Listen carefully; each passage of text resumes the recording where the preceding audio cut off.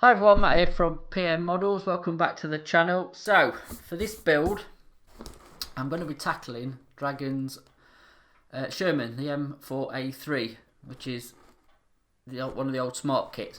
As you can see, this is out of my own stash, and it's definitely seen better days, this box. It's not brilliant at all, but the contents is fine. So, as you can see, kit number is, if I can find it, or even see it, is 6698. Now with Dragon, kits come and go, as I've found out at running the shop. Stuff gets sporadically re-released, reboxed, you name it, Dragon tend to do it. But overall, I'm a bit of a Dragon fanboy, if I'm honest. I've got quite a few of their kits. I remember going back even when they were first available, getting a few, and especially their figure kits, which I've got quite a collection of, to say the least.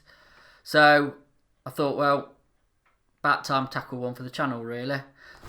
So without further ado, what we'll do is, and I'm going to try these as well. I was tempted to get some aftermarket tracks, but I've heard good things, bad things about the DS tracks. Got to give them a go and see what's the worst that could happen. If they're not that good, we'll just swap them out for something better. But yeah, we'll give them a go. Again, Dragon instructions, you've got to be careful. They do tend to perhaps have mistakes in numbering, so it's just always good to do your research. As you can see, there's going to be loads and loads and loads of spare parts, so everything in blue is not going to be used on this kit. Like I said, they've done pretty much a lot of versions of the Sherman. So again, follow the instructions, probably read through them, check them, even check numbering, label stuff up, all that sort of pre-build shenanigans. So we've only got a couple of options as well, so both from 1945. So I'll pick as I'm going along, to be honest, the 10th Armoured or the 11th Armoured. I will see what takes me fancy. It's going to be olive drab, whatever. So usual thing, just get rid of that. Just a quick whip bleed, and the box seems to be disintegrating in front of me all over my desk. So usual thing, following all the suspension parts, lower hull, adding them, upper hull, adding hatches and tools, and just general sort of layout for building a Sherman tank. Nothing different to probably anybody else's, to be honest, but there you go. But again, it shouldn't be too long a build. The plan is just to, for me to do a quickish build, just to rattle this one through before I have to, want to move on to perhaps a bit more in-depth project, shall we say. But again, everything's going to be there in the box. So I'm not going to get the stuff out the bag till I've labelled them up. As you can see, like you've seen on the instructions, there's going to be loads and loads.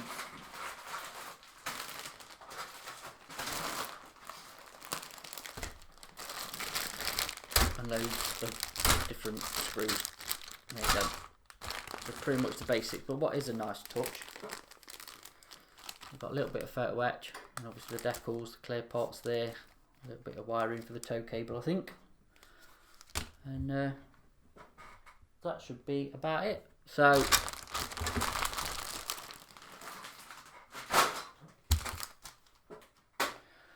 without further ado, let's get cracked on. Okay, so the legendary Dragon instructions. Like I was saying in the introduction, just be careful with them, check them. Like I said, they do have a bit of a nasty habit of numbering wrong stuff, which you need to find. But also, you get these little diagrams here, okay, which suggest there's alternative parts. Now, I've fallen into this pitfall myself building Dragon kit, so it is something to note. So you've got alternatives, so anything with that sort of little symbol there, there's an alternative parts for it, so you need to pick which option you're going for. So if you're going for, let's say this one, look, the V13 and the V12, or the D4 and the D2, okay. I think these will be scattered throughout the instructions, so it's just something to bear in mind, that's all. If you get your head around that, to be honest, they can be pretty straightforward build. So I've started to zoom the camera in a little bit. Okay, built one of the drive sprockets. So I've gone for the V37. I think it's got a bit more detail, so I've gone for that option. Again, 4 parts, really pretty simple. So alright, so pretty simple. So there's a little locating lug, so right there. Alright, and a little cutout there, so easy as, slot it in, fits pretty good. Little dab of Tamiya extra thin just to tack it into place. Okay, so what I'm going to do is I've left the sprue gates on, or what's left of them, so I'm just going to give them a swipe over with a sanding stick. So I've got a flory skinny stick here, pretty coarse one, but it'll do the job. You're not going to see much of this anyway because it's going to be covered up with the actual teeth sprocket. So a couple of swipes with the stick and you're going to be good to go. So push that out, let's push that back in.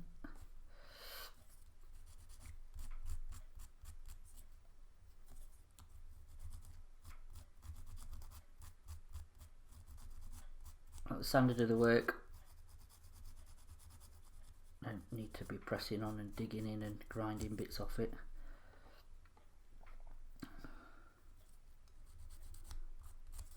Okay, there's that one up there, got a little bit left there.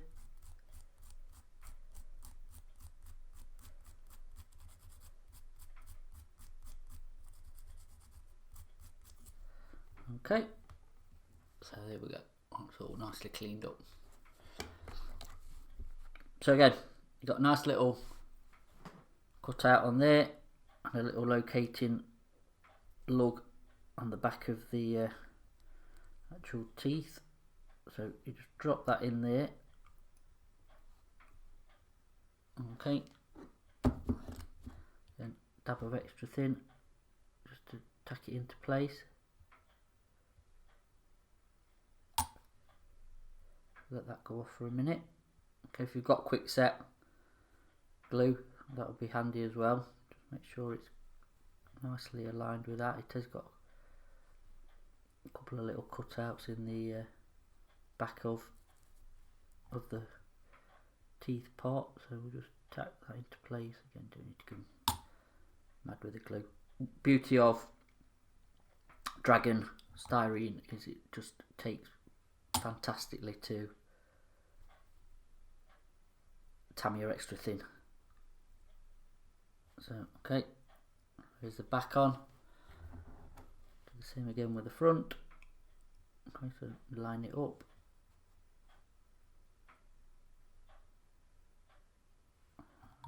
Quick double glue again.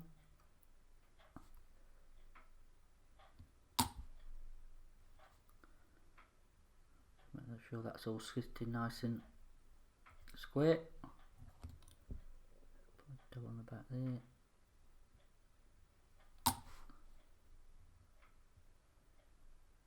Okay, we'll let that dry.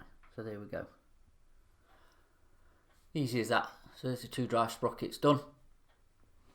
Alright, next step is to the main bogies. So that's going to be these parts. So again, I think I'm going to stick with onto the V sprue, and we're just keeping it all off on one sprue then. Obviously this little part here we'll sort out for a different sprue, but mainly these are all off the same sprue, so that's going to be easy then to keep a track of what's going on. So discard that. Again, another little thing I do just to know where I've been, what I'm doing if I have to leave the kit. Bit of a highlighter pen, just circle what I've used.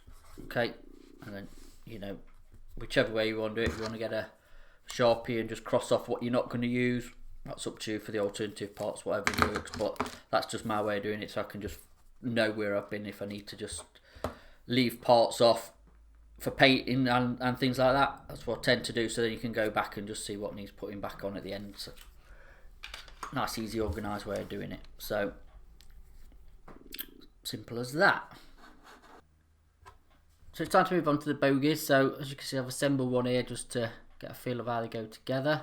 Okay, so what I've done is, apart from this part here, I've cut everything else off. So just give a quick rundown of how it goes together. So start off with the wheels.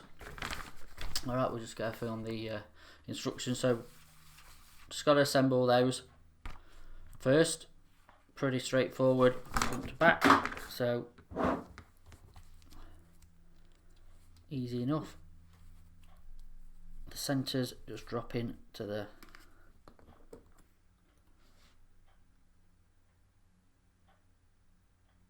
and the tyres. There is a little bit of a gap, but you ain't going to see that because it's on the outside. And one thing you can do is, because the styrene is quite thin, you can manipulate it a little bit to fill the gap in. So we'll do that one. Alright, there is a little locator as well, so like so.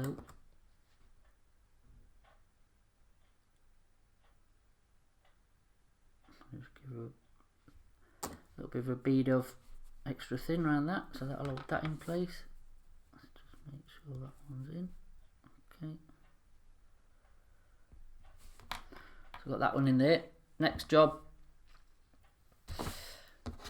Next part is to drop them into the onto these. So you just push on. They're a nice tight fit. Okay, so they fit nicely like that, and then I'll just drop the fronts on like so. Smidgen of glue, you don't want a lot.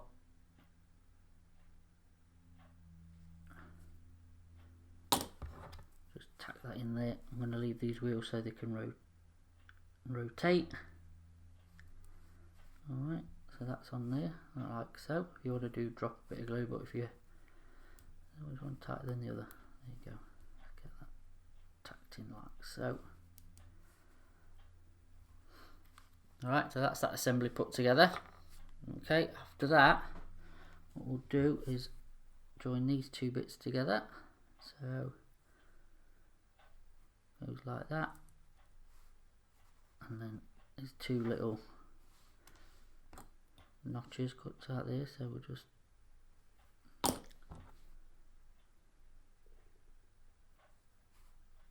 tack them onto that. So that's that spring together.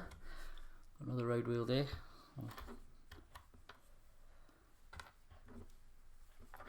So next, that what you have to do is just to drop the spring part in there. Alright, so that just rests onto that. Alright, so you have to push that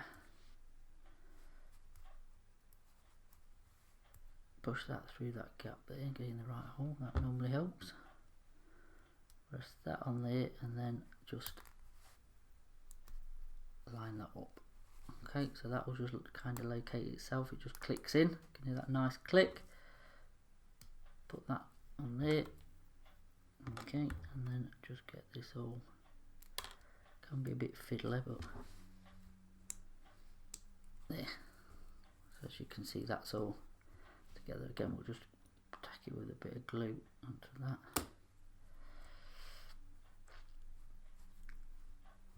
Run a little bead across the top and there, just to get them all together.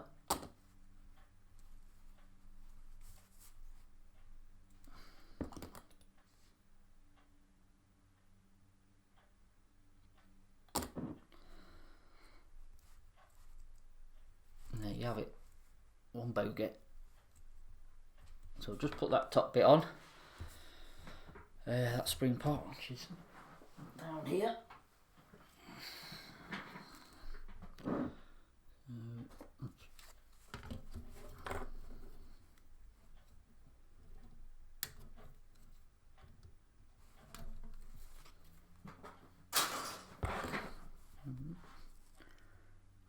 casting lugs off.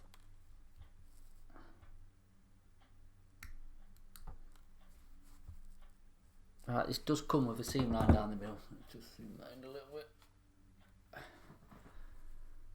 Okay, so what we're just going to do, swipe with a sanding stick. I've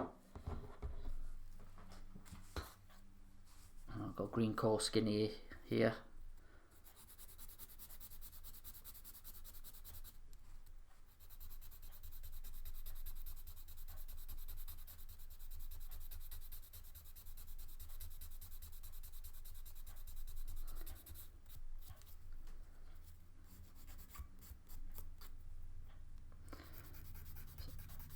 Take off all the remnants of the sprue.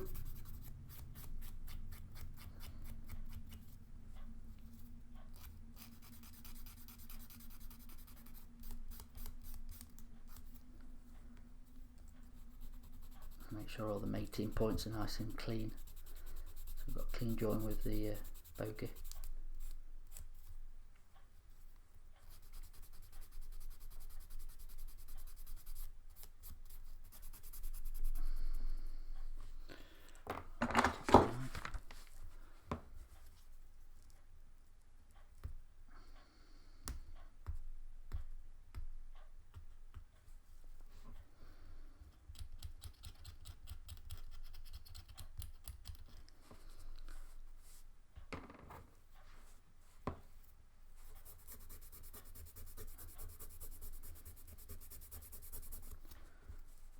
Okay, so that's cleaned up. I'm just going to get rid of this seam.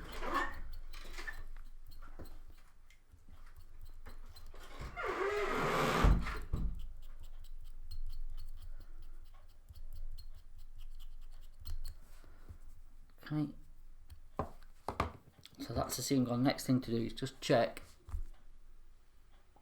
these parts here, just in case there's anything to foul up the fit. So again, just a quick swipe over with the sanding stick,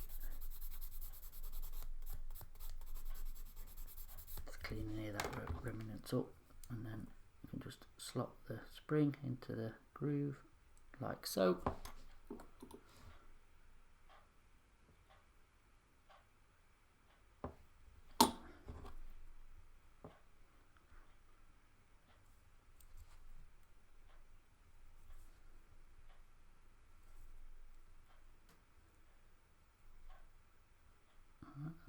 And then that just lines up there, as you can see.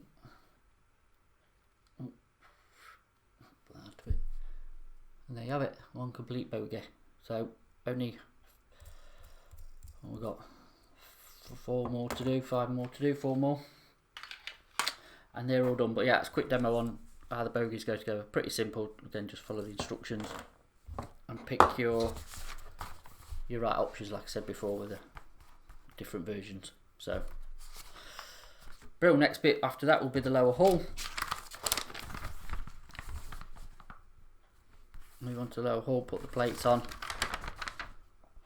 and get all that together and lined up.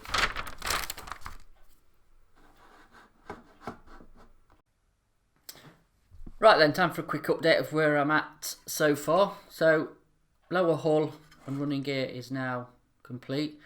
Nothing to worry about really with the instructions. They are as it says with the numbers, so that's good. So really nothing to film or point out. So all these bits are on. All the running gear, as you can see, is done.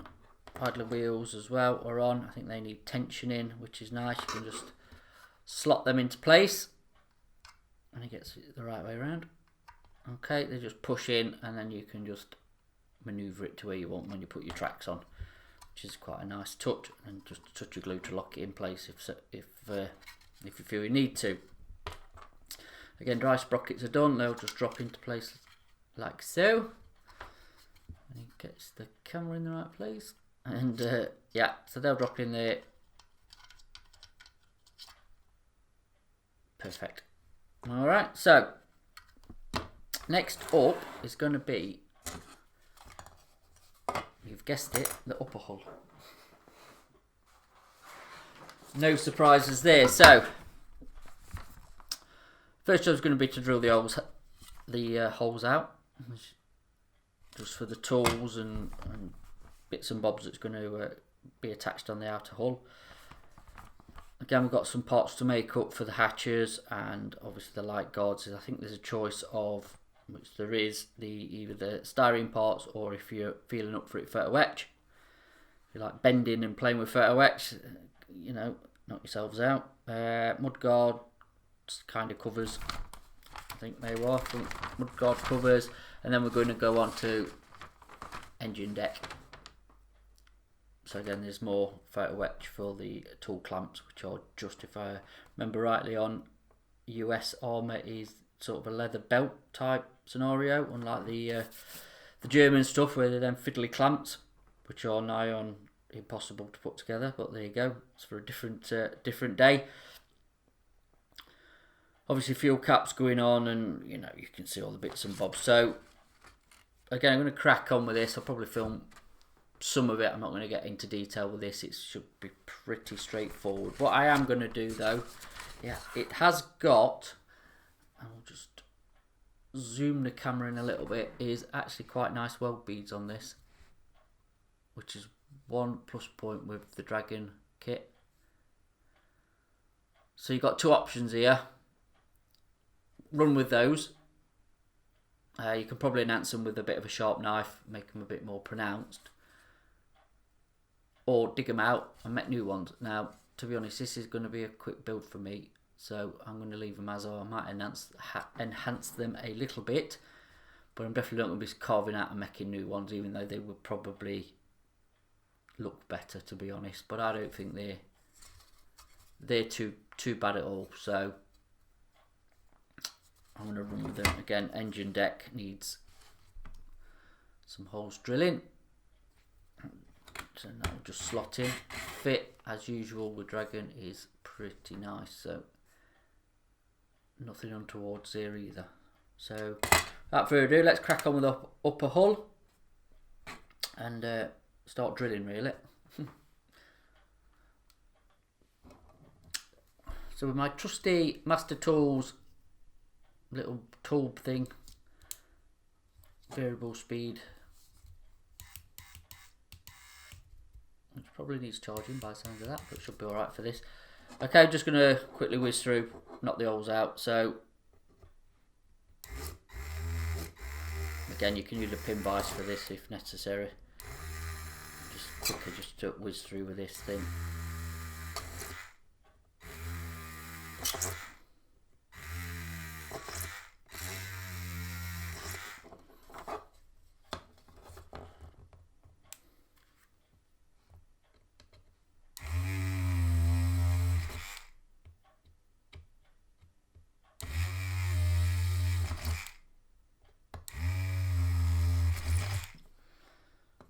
Okay, so I'll go for the upper. I'll just whip over the engine deck.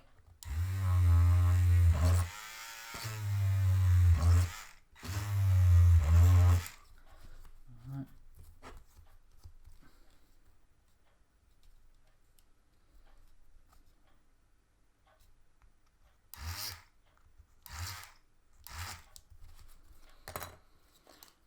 Simple, quick, easy, job done for that. Okay, so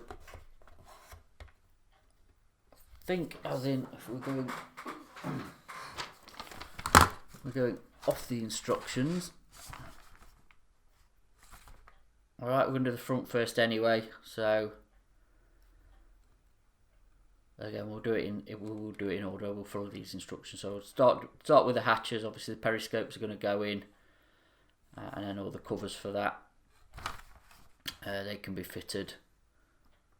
Again, I'm not sure, I presume you've got the option of open and close, so if you're going to stick some figures in, if you want a driver and a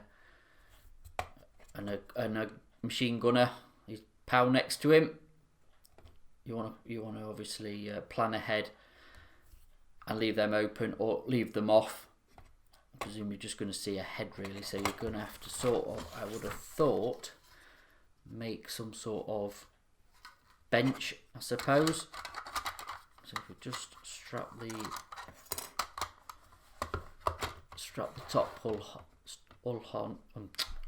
hull even on, yeah, that you can just you're gonna have to sort of get a bit of measuring out and just to see how high you need him. So usually you can just see the tops of the head, obviously, that sticks out. So you'll need to adjust that. I'm gonna shut the front, the driver's hatch and the machine gunner's hatch down, shut them, but I'm gonna have the commander's hatch open. So I'm intending on putting a figure in this, or a figure with it. So again, a bit of forethought and planning, just so you know what you're shutting, what you're not shutting, everything is probably key there. Alright, so what I'm going to do is, sorry, there's a dog barking then, get these hatches built into place, and again some of these other parts on here, and then we'll come back when that is done. Time for a progress report on this. Alright, so what I've done is put the parts on the upper hull, as you can see. Nothing really to point out on the instructions that you should watch. Pretty straightforward. The numbering is actually correct as well, so I don't foresee any problems for anybody doing this bit. I have put this sort of crowbar bit on, and what I'm going to do is paint this separate, but there's like this sort of luggage holder, I suppose, or stowage holder that is attached to the back of a Sherman, very famously carried loads of kit. So I will leave that off and paint it separate, so actually I can, obviously paint and weather this as well, even though you ain't going to see a lot of it, as you can see. You don't get photo etch for the rears, but you do for the fronts, but I've actually gone with the kit pots. I don't think I've had a bit of clean up, bit of thinning down, but they will be fine. They will do for what I'm want to achieve with this. Guns on, as you can see, machine guns in place. Top hatches are closed, or driver's hatch and machine gunner's hatch is closed. Like I said earlier, gonna have the turret hatches open, or at least one of them. So I've got a commander in there, and yeah. So that's, let's say, so far for the top hull. Again, just be careful. There's two plates on this. I nearly made the mistake of putting the wrong one on when I was just dry fitting stuff. You want the one with this fuel filler cap bit, because there is one without. So again, for this version, like I said, I think there's many versions of Sherman in this kit with what I showed earlier with amount of parts you don't use. So just make sure for this version you want this sort of engine decking. So I'm going to leave the tools off for now, but I am going to put them on before painting and everything else. I'm just when it's all attached in, that'll just slide in there. So again, running gear, these plates are on, obviously the bogies in place, and I've put sort of these exhausts on and the towing hitch. So nothing overly complicated at all. So hence why there's not really any filming of it, because there's nothing really of note to film. It'll just be hours and hours of construction. So next up is the turret. Now I've noticed a bit of a problem on the instructions with the turret. Nothing major, especially for, I would say, more experienced modelers, but if you're a beginner, you just get the instructions down. So there's the start of the turret. So again, pretty straightforward, all this lot. What it doesn't put out is you've got this top part, but no notice that.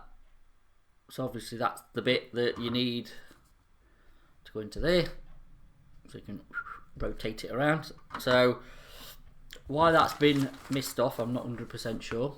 I did actually look as well to see if it comes on later on, where you're attaching the gun and the machine guns and all that sort of stuff, but I definitely can't see it. So